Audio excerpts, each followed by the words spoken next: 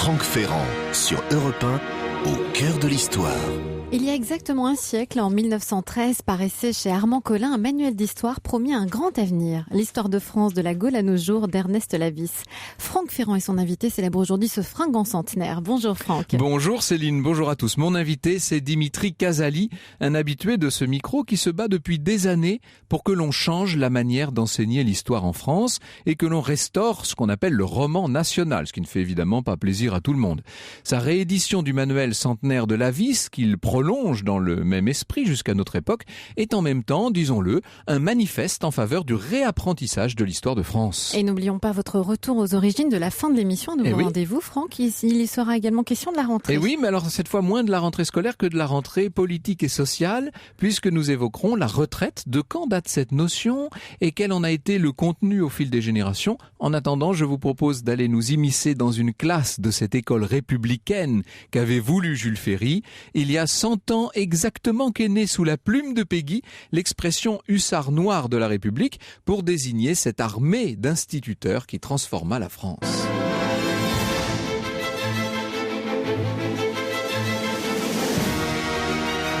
Europe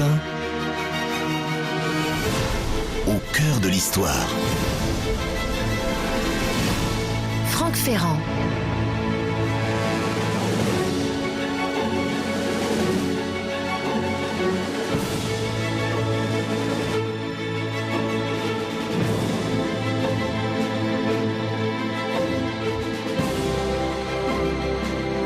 Avant-hier, figurez-vous, j'étais à Avignon, vous savez, les auditeurs d'Europe 1 le savent, donc nous sommes restés un petit peu profiter de cette extraordinaire cité et de ses environs, et j'ai eu la chance de visiter un très joli site historique, peu connu, peu touristique, et d'y être accueilli avec quelques visiteurs par un guide local.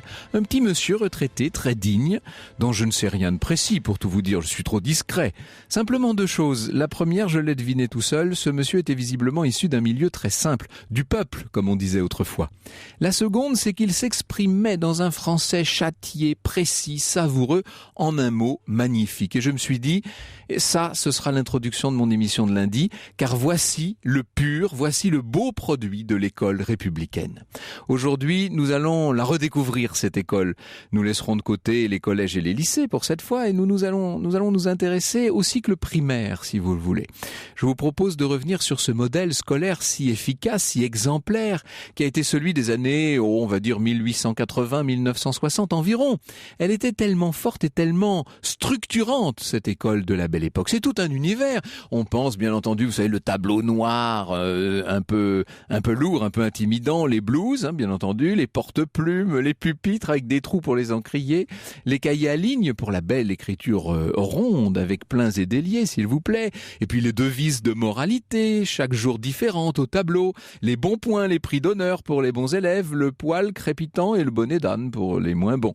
Nous allons essayer de retrouver toute cette atmosphère un petit peu stressante, disons-le, et en même temps si rassurante, dans la poussière de craie et l'odeur enivrante de la colle blanche. Tout le monde le sait plus ou moins, l'école n'est laïque, gratuite et surtout obligatoire en France que depuis les années 1880. Ça, c'est tout l'héritage de Jules Ferry, surnommé le père de l'école publique. Mais ça ne veut pas dire qu'il n'y avait pas d'école avant ça, bien entendu. Dans l'ancienne France, sous l'Ancien Régime, il y avait ce qu'on appelait les petites écoles, qui étaient pour la plupart tenues par la Compagnie de Jésus, jusqu'à ce que les jésuites ne soient chassés, au début des années 1760.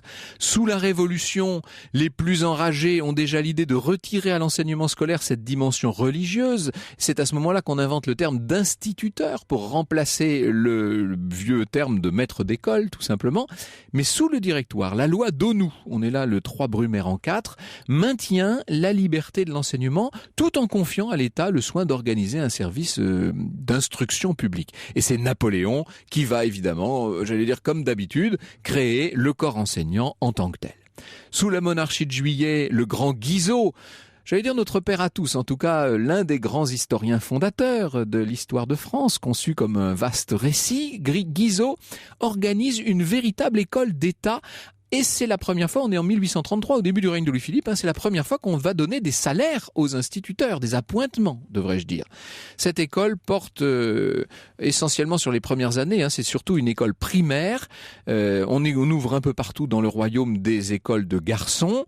Cette école, je le précise, est encore tout à fait catholique. Il va falloir attendre 1867 pour qu'on ait enfin, si je puis dire, des institutrices. Ça, c'est une des grandes conquêtes de l'Empire libéral. Vous savez, cette fin de l'Empire de Napoléon III.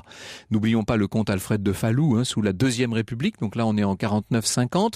Ministre de l'Instruction publique, Falloux affirme l'emprise de l'Église sur l'école tout en renforçant la fonction d'instituteur.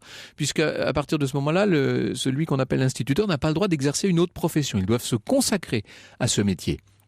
La loi de Falloux, c'est 15 mai 1850. C'est cette loi donc qui complète la loi Guizot et qui va laisser une grande place à l'enseignement confessionnel. Elle rend obligatoire la création d'une école de filles dans toutes les communes de plus de 500 habitants. Ça, c'est un pas considérable. En 1871, Julie Victoire d'Aubier, elle a 37 ans, obtient le droit de se présenter au baccalauréat. Elle est lyonnaise, cette jeune femme. Elle va donc être la première bachelière de l'histoire. 17 août 1861. Vous savez, à l'époque, il y avait un jury avec évidemment des jurés qui votaient pour savoir si vous aviez le bac. Alors, soit vous aviez des boules blanches, c'était l'avis favorable, les boules rouges, c'était l'abstention, et les boules noires, c'était l'avis défavorable. Eh bien, elle a totalisé 6 boules rouges, ça veut dire quand même que tous ces messieurs n'étaient pas très chauds pour voir une bachelière, 3 boules blanches et une seule boule noire, donc elle a eu son bac. Et d'ailleurs, elle sera la première licenciée S-lettres en 1872.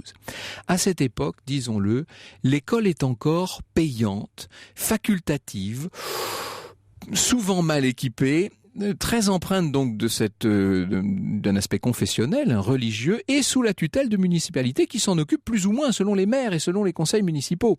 En 1866, Jean Massé organise une éducation d'État, neutre, obligatoire, en rassemblant autour de l'école tout un réseau d'œuvres variées. Ça va créer un courant de sympathie, mais également il va développer l'enseignement des filles, il va aussi développer des cours pour les adultes. Enfin, on est en train de répandre le savoir, tout simplement. Il y a énormément de gens qui sont favorables. Il y a une pétition qui va circuler en 1867-68, donc on est à la fin du Second Empire. Il y a 1 million de gens qui réclament cette école généralisée. Chaque commune à l'époque est pourvue d'une école publique de garçons, et puis pour les filles, il n'existe encore qu'une école privée qui généralement est confiée à des congréganistes. Pour les filles, l'école ne deviendra obligatoire qu'avec Duruy, dans les agglomérations donc de plus de 500 habitants, ce qui va faire dire à Jules Ferry qu'il y a encore à cette époque beaucoup à faire.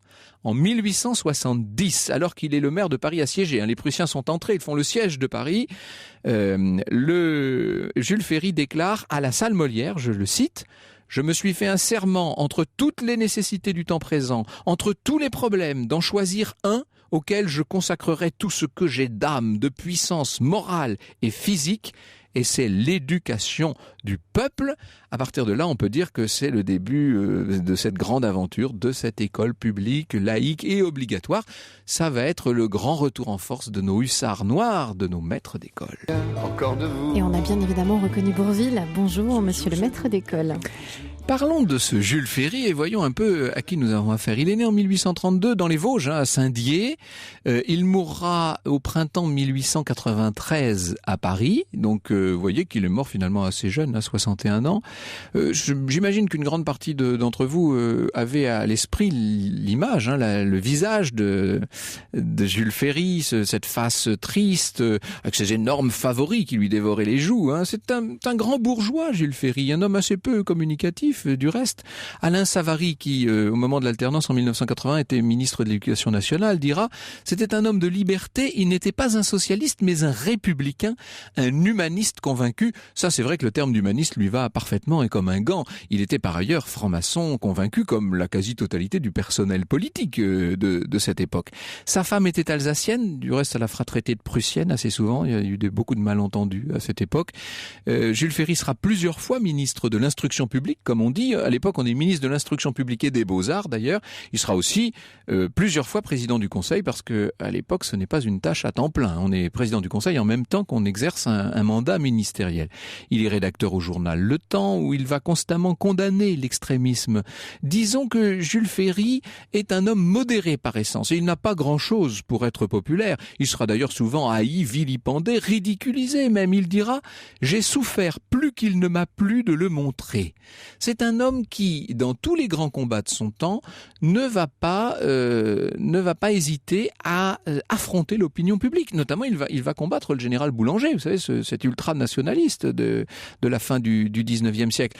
Par sa politique coloniale, il va être mal vu par la gauche, on l'appelle Ferry-Disette, Ferry-Tonquin, et par sa politique scolaire, évidemment, il se heurte à toute une partie de la droite. Le 9 août 1879, ça veut dire que la République n'est pas installée depuis très longtemps, parce que vous savez que pendant très longtemps, elle s'est cherchée, cette Troisième République. Elle ne savait pas tellement si le régime allait basculer plutôt dans la monarchie ou plutôt du côté de la République. En août 79, donc, il crée des écoles normales départementales dont l'objectif est de former toute une armée d'instituteurs. Et là, très vite, en 1881-1882, ce sont les grandes lois scolaires de Jules Ferry, avec la gratuité en 1881. Ça, c'est important, la gratuité, parce que jusqu'ici, vous aviez beaucoup de pères de famille qui disaient « Ah, mais moi, vous êtes bien gentil, mais j'ai pas les moyens d'envoyer mes enfants à l'école. » Eh bien, cet argument-là, il n'existe plus. Et c'est ce qui va faire reculer l'analphabétisme et l'illettrisme partout en France. Mars 1882, obligation de l'école, alors là ça change tout, et laïcité. Il y a un devoir nouveau, en quelque sorte, celui d'instruire les enfants dans la neutralité de l'école publique, indépendante vis-à-vis de toute confession religieuse. L'école, désormais, sera ouverte à toutes. D'ailleurs, dans un débat public au Sénat, Jules Ferry préfère le terme de neutre à celui de laïque. Il n'empêche, c'est bien le terme de laïque qui va être retenu par la loi. Alors, il faudrait citer ici le rôle de Paul Bert, mais je n'ai pas le temps d'entrer évidemment dans tous les détails. Paul Bert a collaboré à la création de l'école de la République. Lui était très attaché à la création d'écoles pour les filles, bien entendu. Et évidemment, il était sans doute moins ouvert que Jules Ferry sur le plan de la laïcité et des relations avec l'Église.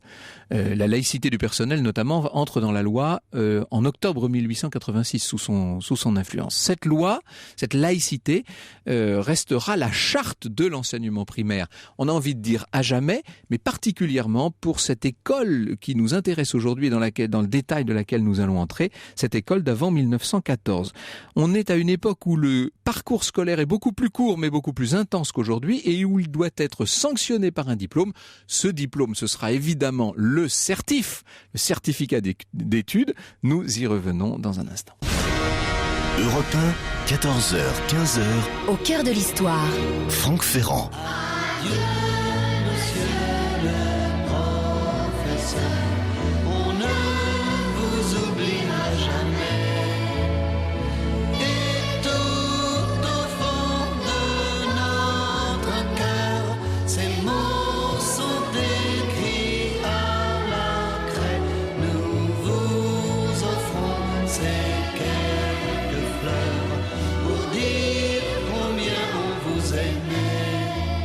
On écoutait Gaufret avec Adieu, monsieur le professeur. Au cœur de l'histoire aujourd'hui, Franck, les hussards noirs de la République, c'est la suite de votre récit. Nous saluons Hugo Frey très chaleureusement. Je sais qu'il écoute très souvent cette émission. Alors, le certificat d'études est donc institué par la loi de mars 1882. Alors, en 82, il y a 91 000 diplômes, vous voyez, mais ça va vite se développer. 175 000 titulaires du certif en 1892. Et puis alors après, de 80 à 1907, il y aura quand même 4 700 000 Français qui vont le recevoir, ce certificat d'études. À partir des années 20, ce seront 170 000 lauréats chaque année. Dans les années 30, 300 000. Le record ne sera atteint qu'en 1962 avec 473 000. Là, on est dans la génération, évidemment, du baby-boom. On multiplie les écoles à la fin du 19e siècle. On en construit beaucoup, partout. Vous savez, vous connaissez ce petit poème de Jean Sicard qui disait « Alors la muse de l'histoire vit surgir d'un coup par milliers, tout blanc sur le vieux territoire, des palais pour les écoliers. » Et il faut imaginer toutes ces classes qui se ressemblent un peu partout avec les grandes cartes de géographie Sophie Vidal-Lablache, et puis au-dessus de la chaire du professeur, le buste de la République, bien entendu. Dans les campagnes, il faut parfois aux élèves parcourir plusieurs kilomètres à pied pour venir à l'école. La fréquentation est un tout petit peu irrégulière encore, il faut le dire. Vous imaginez que l'hiver, ça veut dire que ces enfants doivent partir dans le froid, dans la nuit, pour rentrer encore dans la nuit. Avant de commencer la classe, on allume le poêle, vous savez. C'est dur le métier d'écolier, si je puis dire, à l'époque, et c'est dur le métier de maître d'école ou de maîtresse d'école, évidemment.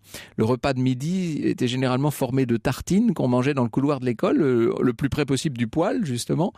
Alors on avait les mêmes, je vous ai parlé du buste de Marianne, il y avait donc toutes ces cartes de France essentiellement, mais pas uniquement, et puis il y avait la déclaration des droits de l'homme qui était exposée dans les classes, on apprenait les articles par cœur, il y avait toute cette dimension instruction civique qu'avait voulu Jules Ferry et qui est très importante pour lui. On peut parler, du point de vue des instituteurs, d'un dévouement extraordinaire. Chacun va mettre un point d'honneur à arracher les meilleurs résultats du canton rural, de l'arrondissement urbain. Vous savez, on essaie d'en faire le plus possible, on ajoute des heures d'études, des leçons particulières gratuites. Il y a pas mal de larmes et de grincements de dents dans tout ça, bien entendu. C'est quand je vous dis que le métier d'élève est difficile, c'est vrai qu'à cette époque-là, être écolier n'est pas toujours très agréable. L'instituteur est en général d'origine modeste, il aime cette tâche qu'on lui a confiée, il est très attaché au régime à qui il doit tout, et bien entendu la plupart sont d'ardents patriotes parce que on est dans cette époque de revanche attendue contre la Prusse devenue l'Allemagne. On peut dire que l'instituteur était dans la plupart des communes un apôtre convaincu du progrès. Il faut l'imaginer mettant toujours en avant la science, la raison, la rationalité. Souvent un anticlérical. Vous savez, vous avez le curé d'un côté, l'instituteur de l'autre, évidemment. Et puis parfois, pour faire le lien entre les deux, des notaires et des pharmaciens, les libéraux du village. On dit que les maîtres d'école prussiens ont largement contribué à la victoire de 1870. Eh bien, on peut dire aussi que les instituteurs français ne seront pas étrangers à la victoire française de 1918. Du reste, ils y ont contribué à titre personnel, puisque sur 35 000 combattants mobilisés, il y a eu presque 8 500 instituteurs qui sont morts. Alors voilà ce fameux témoignage de Charles Péguy dont je vous parlais au début de cette émission et que j'ai cité in extenso sur mon site, sur francferrand.com. Vous aurez le texte entier. Voilà ce que disait Péguy en 1913. Nos jeunes maîtres étaient beaux comme les hussards noirs, sveltes, sévères, sanglés, sérieux et un peu tremblants de leur précoce, de leur soudaine omnipotence. Un long pantalon noir, mais je pense avec un liseré violet.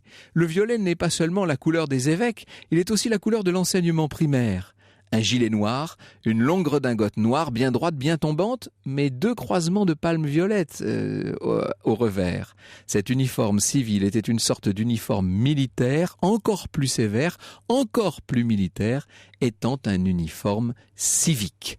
Cette dimension civique est absolument essentielle dans l'esprit de Jules Ferry, bien entendu. Et vous savez que Jules Ferry, presque à chaque rentrée scolaire, va adresser une lettre aux instituteurs. Je ne veux pas laisser commencer cette année scolaire sans vous adresser personnellement quelques recommandations, disait-il. Et alors à ce moment-là, c'était des recommandations qui portaient essentiellement sur l'éducation morale et l'instruction civique. Il s'agissait, qu'on le veuille ou non, de créer avant tout de bons citoyens. Je vous cite un exemple, un extrait de la lettre de Jules Ferry aux instituteurs en 1898. Il écrit, parmi d'autres phrases bien senties, « Vous tenez en vos mains l'intelligence et l'âme des enfants. Vous êtes, vous, les responsables de la patrie. » Vous imaginez la responsabilité qu'il leur colle sur le dos. En 1884, dites-vous quand même que plus de la moitié des instituteurs gagnent moins de 100 francs par mois, ce qui est vraiment pas beaucoup, et les autres ont tous un salaire inférieur à ceux qui pourtant sont très bas de la plupart des petits fonctionnaires. Le problème qu'aura Jules Ferry, et c'est une des raisons aussi de son impopularité, c'est que entre les grands principes et la bonne volonté qu'il a constamment manifestée et inscrite dans la loi, et les budgets très en retard et très difficiles, évidemment, il y avait une marge. La politique scolaire qui est conduite entre 1879 et 1885 coûte très cher.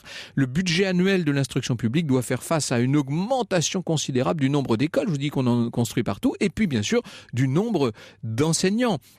Pour vous donner un exemple, le budget de l'instruction publique passe de 53 millions de francs en 1878 à 133 millions dès 1885. Mais c'est à ce prix, dit Jules Ferry, que nous allons créer un grand État fort, uni, composé de citoyens responsables. Je vous propose d'écouter un extrait d'un téléfilm de Jacques Rouffio qui s'appelait justement Jules Ferry. C'était en 1992.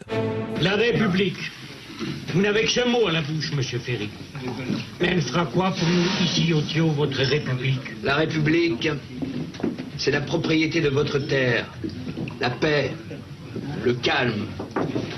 Pour vos enfants, fini, l'usine des 8 ans. Ils iront à l'école. Ils apprendront à lire. Ça leur servira à quoi de lire? Ils seront plus instructionnés que nous. À devenir instituteurs, postiers, médecins peut-être. Et puis, ils pourront lire les journaux. On ne pourra plus leur faire tout gober. Ils seront enfin de vrais citoyens. Et oui, de vrais citoyens, c'est toute la méritocratie républicaine, vous savez, alors qui va fonctionner pour une partie, il faut le dire, très minoritaire des élèves, bien entendu. La mobilité sociale s'accroît à cette époque, mais dans des proportions qui sont quand même modestes. Pour l'immense majorité des élèves, ce qu'on vient chercher à l'école, c'est un bagage pour la vie. Et après le certificat, il ne s'agit pas de continuer forcément des études, il s'agit d'entrer dans la vie, mais en essayant d'en savoir le plus possible sur bien des sujets. Et puis on va compléter ça par des lectures.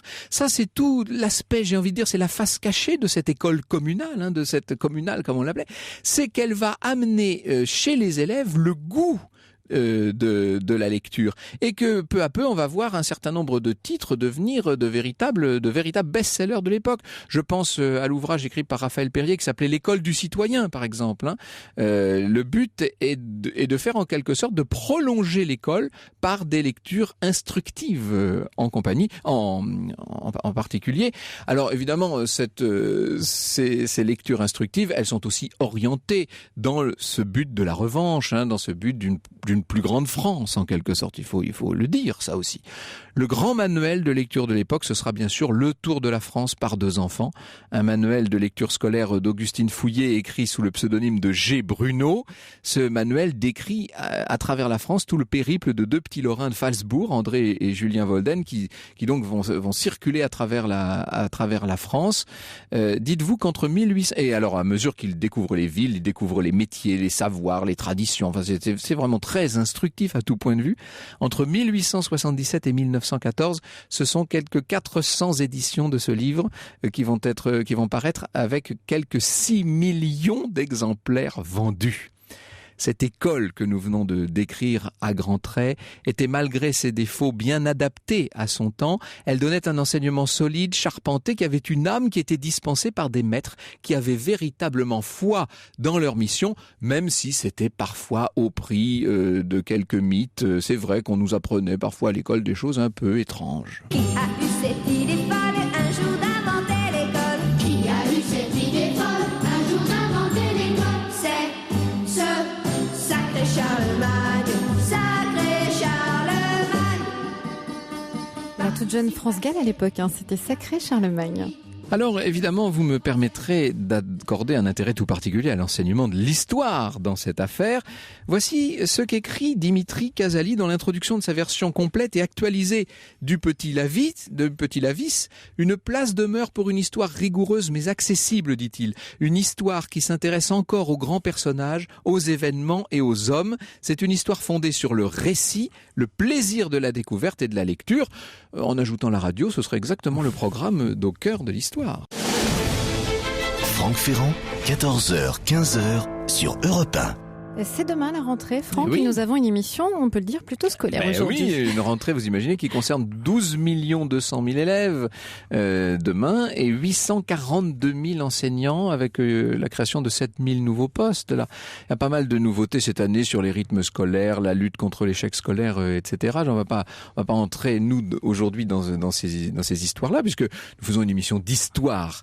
Mais ce qui est intéressant, c'est de voir que l'exemple de cette école de la République demeure et qu'il est en quelque sorte à l'esprit de tous ceux qui ont actuellement encore tous ceux qui ont l'ambition de faire évoluer l'école. Bonjour Dimitri Casali. Bonjour Franck. Cette école, vous l'aimez, vous, et vous la faites vibrer, et vous publiez sur elle.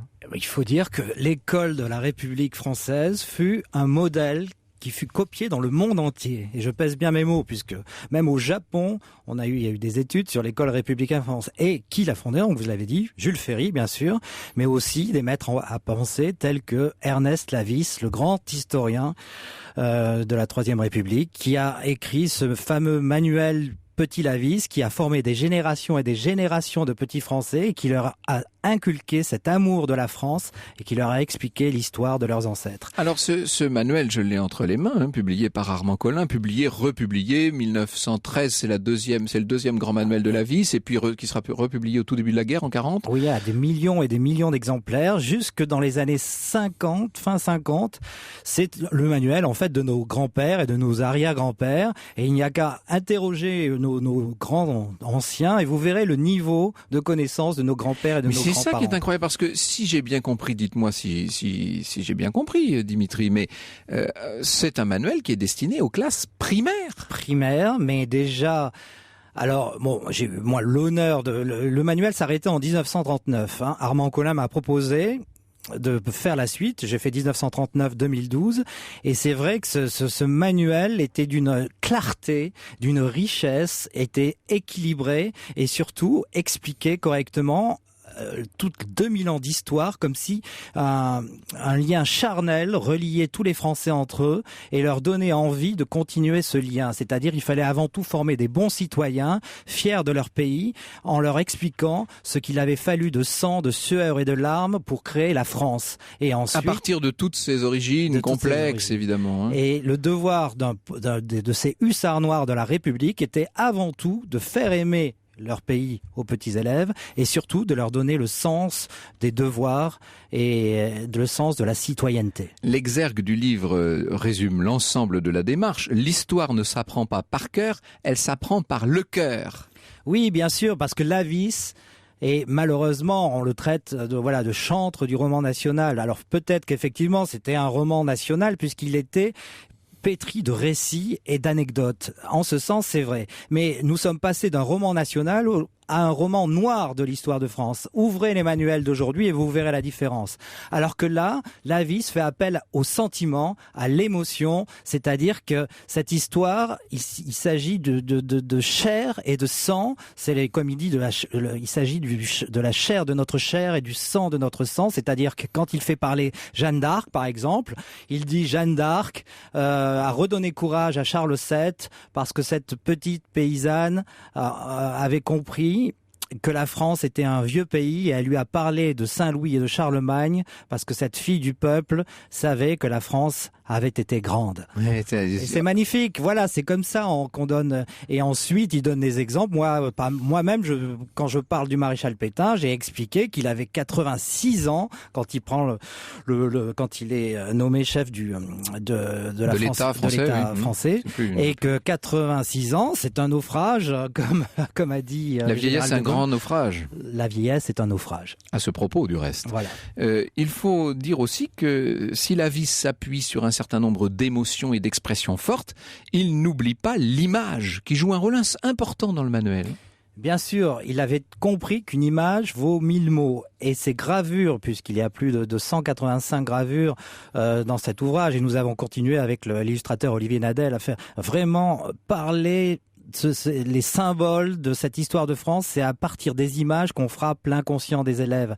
Et c'est vrai que quand on voit la croix gammée déchirée par des soldats alliés ou alors le général de Gaulle le jour du 18 juin, on est pétri par le sens de l'histoire. L'histoire de France, je regrette de le dire, a été fait par les hommes et c'est une histoire de sang, de sueur et de larmes et de chair et d'os. Et aujourd'hui, on voudrait nous faire oublier, il ne s'agit pas de grammaire ou de mathématiques, il s'agit d'histoire. Et si les pédagogues d'aujourd'hui de l'éducation nationale du ministère de Vincent Payon avaient pas oublié cette première leçon, il n'y aurait pas une répulsion envers l'histoire comme on le sent parmi les jeunes aujourd'hui. En tout cas, il y a sans doute pour beaucoup de jeunes une situation d'interrogation. Moi, je les sens quand je me promène un peu, quand je vais comme c'était le le cas vendredi dernier, là, quand on rencontre le public, je sens que les plus jeunes sont assez déroutés par la façon dont l'histoire leur est enseignée, sans doute. C'est-à-dire que certains s'y intéressent, mais fondamentalement, on leur parle de notions, on leur parle de concepts, etc., mais on ne leur raconte évidemment plus une histoire. Ça, c'est incontestable. C'est cette école d'autrefois, elle était quand même fondée avant tout sur le récit. Ça, faut le dire. Alors, un récit qui était parfois un peu rude, qui était souvent assez faux, il faut avoir l'honnêteté de le dire. Alors, pour les Gaulois en particulier, oui, notamment, heureusement que la science historique a fait des progrès depuis. Et puis, qui était aussi, je pense à cette citation de l'inspecteur général Gresso qui disait « Il ne venait à personne l'idée de nous expliquer quoi que ce soit. On apprenait, on récitait. » Donc, c'était quand même la grande époque du par cœur. Et puis un jour, et ça, il faut pas l'oublier, et puis un jour, la lumière se levait sur les mots. C'est-à-dire qu'on découvrait parfois avec 1, 2 ou 5 ans de retard le sens de ce qu'on avait d'abord appris par cœur. C'est assez étrange comme méthode, mais peut-être que c'est une bonne méthode aussi. C'était une méthode efficace, particulièrement claire et limpide pour les enfants. On oublie qu'on s'adresse à des enfants de 8, 9, 10 ans. Et quand Lavis racontait, par exemple, la conquête coloniale avec la bataille de Mazagran pour l'Algérie, c'est des combats où 123 fantassins français ont résisté à 4000 cavaliers arabes, ou alors Pierre Savournian de Brazza et sa conquête du Congo sans verser une seule goutte de sang et qui libérait les esclaves. Il y a une image, une petite gravure où on voit justement Pierre Savournian de Brazza hisser le drapeau français dans la jungle et faire racheter des esclaves, puisqu'il faut rappeler qu'à l'époque, un Africain sur 4 était esclave d'un autre Africain, et il leur disait « Touche ce poteau où était hissé le drapeau français et tu seras libre ». Alors justement, quelles étaient les arrière-pensées de cette histoire-là? Quel était tout le non-dit qui se cachait derrière les images et derrière certaines citations? C'est ce que nous allons voir avec vous, Dimitri Casali, dans un instant. Franck Ferrand, 14h, 15h sur Europe 1. Nous parlons aujourd'hui de la façon d'enseigner l'histoire de France avec vous, Franck Ferrand, et votre invité, Dimitri Casali, historien, spécialiste du Premier Empire, élève de Jean Tullard, directeur de collection des hors-séries à l'Express. Alors je voudrais, Dimitri Casali, que nous revenions sur les différents aspects de ce qui était considéré, disons-le, comme la Bible de l'enseignement de l'histoire à cette époque, puisque ce livre de Lavis, si l'on en croit du moins Pierre Nora, spécialiste de nos lieux de mémoire, matériels et immatériels, ce livre de Lavis était l'évangile républicain, en quelque sorte. Il y a une trame au départ, c'est la chronologie, et ça c'est ce qu'on apprend par cœur, en quelque sorte, ce sont les dates. Lavis avait réussi à écrire l'histoire de France en faisant un tout cohérent. C'est-à-dire que de 2000 ans d'histoire défilaient en s'enchaînant d'une manière magistrale et était particulièrement parlante pour les enfants. Et il avait beaucoup réfléchi. Il faut rappeler, en 2 mots, qui était Lavis. Lavis, il vient. Non, mais on va y venir après, justement. Mais donc, pour revoir comment ce livre est constitué, il y a d'abord une trame cohérente et chronologique. Chronologique, basée avant tout sur les grands personnages et les héros. Et surtout, il avait compris qu'il fallait réconcilier la France. Il était persuadé que la division des Français était à l'origine de nombreux échecs de notre pays. Alors là, c'est donc la dimension idéologique du livre.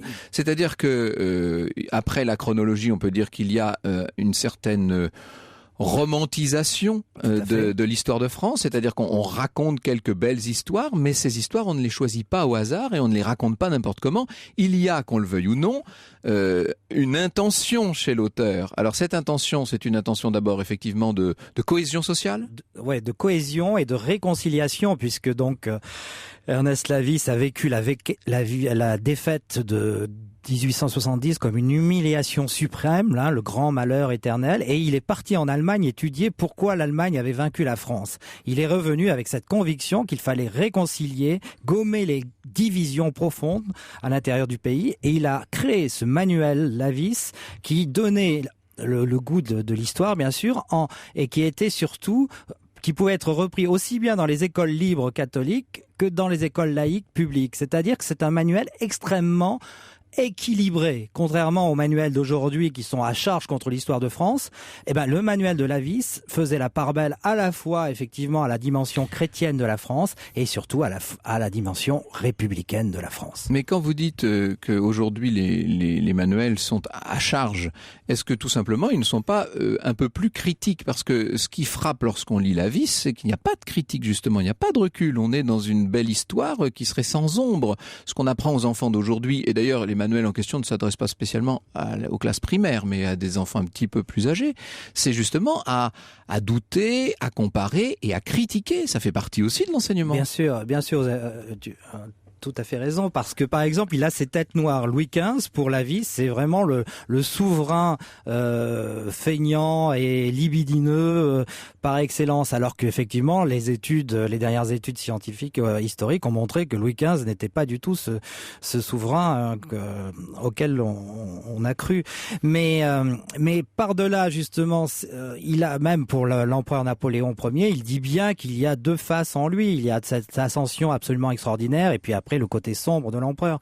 Mais surtout, c'est par le récit, par cette volonté de donner le goût. Effectivement, au début, il donne uniquement des bases, des repères fondamentaux. Et après, il appartiendra au collège, au secondaire, de construire brique par brique une critique raisonnée de l'histoire de France. Et plus on monte, évidemment, plus on arrive à l'université, etc., et plus la part critique est importante. Devient importante. Mais là, l'ouvrage est destiné à un tout petit public, à des enfants qui ont quoi, 7-8 ans à peu près 7, 8, 9 ans. Donc il faut leur donner déjà les bases. Avant de les amener à la critique, il faut déjà les intéresser au sujet. En fait, hein, alors qu'aujourd'hui, on part, vous savez que par exemple, on étudie la Révolution française en donnant les courbes statistiques du prix du blé la veille de la Révolution. C'est totalement abstrait. C'est pas passionnant pour les enfants. Et l'école, malheureusement, la grande école des annales historiques de Fernand Braudel et Marc Bloch vient maintenant empiéter au primaire, dans les petites classes. Vous verrez justement des courbes statistiques, des faits sociologiques et économiques qui sont intéressants pour des universitaires, mais qui n'ont pas leur place pour des 8, 9 et 10 ans. Ça, je suis formel. Ouvrez les manuels d'aujourd'hui de vos enfants. Vous avez été enseignant, vous, donc. J'ai été enseignant en ZEP pendant 8 ans, en zone d'éducation prioritaire, et déjà à l'époque, c'était déjà compliqué d'enseigner, mais maintenant, je suis sidéré par ces manuels scolaires qui sont vraiment très mal faits. Alors, toute la dimension idéologique dont je parlais culmine dans une volonté de créer des petits Français qui soient à la fois républicains, certes, qui s'entendent tous bien entre eux, certes, mais qui aient également une dimension, comment dirais-je, martiale, belliqueuse, offensive.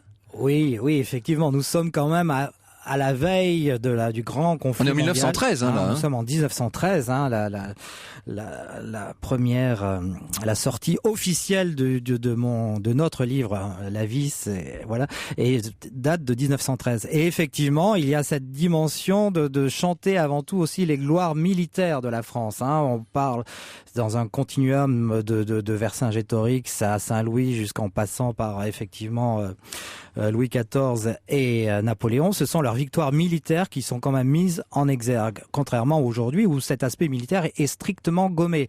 Donc il fallait avant tout, Lavis était parti en Allemagne pour comprendre pourquoi on disait que l'Allemagne avait été vainqueur grâce à ses instituteurs. Et effectivement, il considère qu'un instituteur qui n'a pas donné le goût de la patrie et le goût de la citoyenneté à ses enfants n'a pas fait son job, n'a pas fait son travail.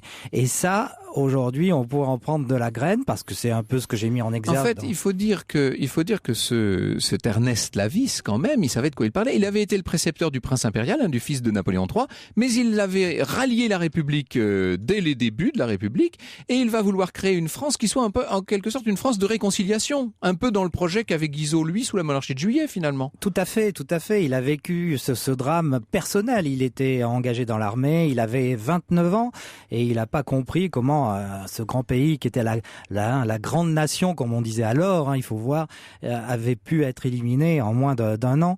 Et donc, il est parti en Allemagne pendant 3 ans pour étudier. Il a écrit 3 livres, justement, sur Frédéric II de Prusse en particulier, et il a compris que c'était l'école allemande qui lui donnait cette supériorité, cette cohésion et cet amour de la patrie, et effectivement, il s'en est servi dans son récit. Ouais, et ça, on peut dire que ça n'en empiétait pas sur ses qualités d'historien, car Lavis, qu'on l'apprécie ou non, moi évidemment je l'ai beaucoup critiqué comme historien de Louis XIV, et il y a beaucoup à dire sur son Louis XIV du reste. Mais ça n'en était pas moins un adepte d'une véritable méthode historique. Méthode historique. Quand il invente Marignan 1515, il invente parce que, bien sûr... Enfin, il n'invente rien, parce que la bataille a bien eu lieu en 1515. Mais c'est vrai que cette date... Il crée le mythe, en tout cas. Il crée le mythe comme date fondamentale de l'histoire de France. Voilà. Eh bien, il a particulièrement raison, parce que cette date a une grâce mémotechnique, recèle une grâce mémotechnique presque poétique. Marignan 1515 qui permettait au petit enfant de 8 ans de dater le début de la Renaissance en France. Demandez aujourd'hui à un élève de 4e ce qu'il cite ou de 5e qui date le début de la Renaissance italienne en France. Vous verrez, c'est un flou artistique total. Alors que grâce à ces procédés mémotechniques, effectivement, Ernest Lavis y est arrivé. Et on peut dire que toute cette école, parce que là on parle de Lavis, ça a eu un très gros succès, hein, le livre à l'époque. Ah, des millions, de 1880 jusqu'en 1950, des millions d'exemplaires ont été vendus. On vous souhaite la même fortune, Dimitri Casali. Presque, peut-être même une centaine de millions, on peut dire. Mais alors donc ce livre était une sorte de bréviaire. Oui, l'évangile républicain, comme disait Pierre Nora. Mais il y a d'autres, parce que ce serait quand même dommage de réduire Lavis à l'écriture de ces quelques manuels. Hein, en 1880, oui, 1913, il a quand même écrit tout autre chose aussi. Oui, la grande histoire de France de Lavis en 9 volumes, qui est une étude magistrale. C'est quand même une histoire. Bon, on parlait des Gaulois, effectivement, de certains aspects qui ont été remis en cause par les progrès de la science, mais toute la partie contemporaine du 19e siècle et du début 20e est extrêmement rationnelle, équilibrée et forte et objective. Surtout objective, elle était vraiment pleine et déliée. Alors vous, c'est le cas de le dire, alors vous, Dimitri Casali, on vous confie une mission qui est incroyable. On vous dit, Lavis, le manuel de Lavis s'arrête en 1939, tel qu'il a été publié dans sa dernière édition chez Armand Collin. On l'avait déjà prolongé, hein, d'ailleurs, à l'époque, il faut préciser. Tout à fait. Et vous allez continuer. Mais alors, ce qui est étrange, c'est que vous n'avez pas marqué la couture. On aurait pensé qu'il y ait au moins une page de garde pour dire, à partir d'ici commence le récit de Dimitri Casali. Non, ça se suit dans la foulée, en fait. Hein. Oui, Armand Collin, et je dois remercier Caroline Leclerc, a eu cette idée de me confier la suite du Lavis, du grand Lavis, et j'étais extrêmement honoré parce que depuis 10 ans que je me bats pour l'histoire, pour l'enseignement de l'histoire, mes détracteurs me traitent de chantre de l'histoire lavicienne. Eh ben, je revendique, je persiste et je signe. Et effectivement, c'est par les hommes et par les grandes dates qu'on apprend l'histoire. Et justement, quand j'ai repris le fil en 1939, j'ai insisté sur certains détails en insistant sur le récit du général de Gaulle la veille du 18 juin, quand il prend ce petit avion à Bordeaux, sur l'aéroport de Bordeaux-Mérignac le 17 juin au matin, que ce petit avion possède toutes les espoirs de la France libre et part vers Londres où il fait cet appel du 18 juin. Oui, il y a de la poésie dans ce texte et j'en suis fier. Eh bien, cette poésie, elle est d'ailleurs aussi bien visuelle que littéraire, il faut le dire. Vous la trouvez quasiment à chaque page de cette histoire de France de la Gaule à nos jours. Une édition, vous l'aurez bien compris, augmentée par Dimitri Casali et qui permet, je pense qu'on peut recommander ce livre vraiment à tout public, là, vraiment, qui permet d'inscrire en quelque sorte les plus jeunes générations dans la tradition de toutes les précédentes. C'est ça aussi, hein, c'est qu'il y a une dimension de transmission dans ce Voilà, il y a un lien charnel entre les différentes générations. Nous sommes, nos ancêtres, c'est nous dans le passé, nos descendants, ce sera nous dans l'avenir. Merci beaucoup Dimitri Casali. Alors il y a énormément de réactions sur Internet, qui sont des réactions essentiellement positives. Je n'ai pas le temps de tout lire. Simplement, c'est le certificat d'études qui fait le plus réagir nos auditeurs et nos auditrices sur Twitter notamment. Josiane nous dit, le certificat d'études, j'en ai souvent entendu parler par ma grand-mère qui l'avait eu en 1901. On est exactement dans le cas de figure.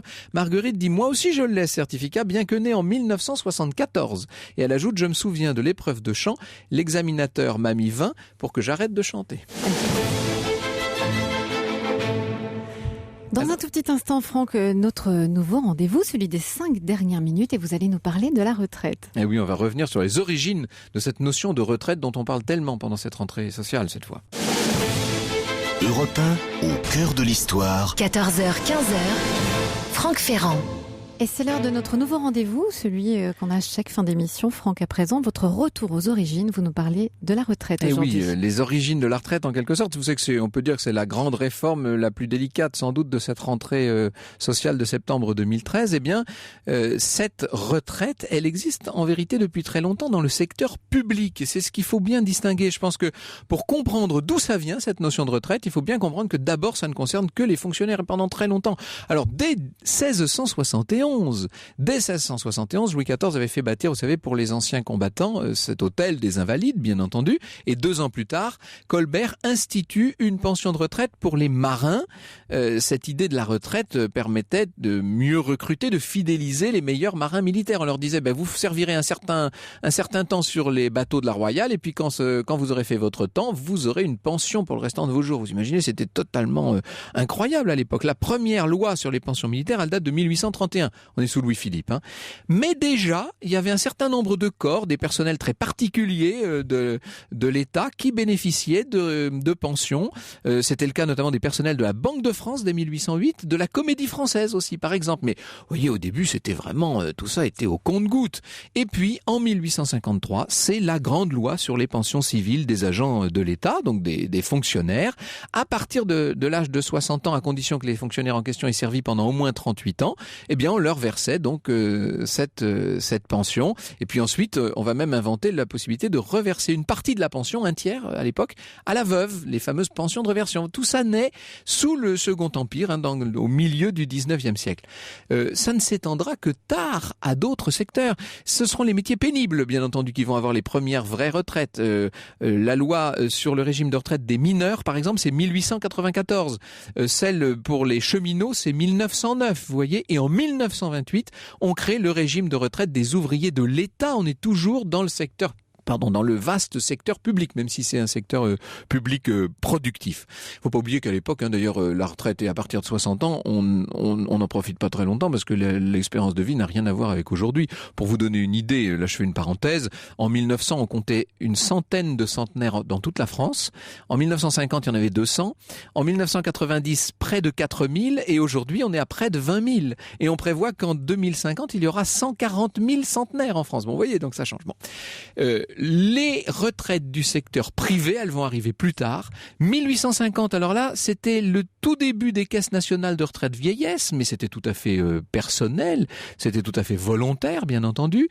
La loi sur les retraites ouvrières et paysannes, elle date de 1910, avec évidemment un développement des assurances sociales dans tout le cours des années 1930.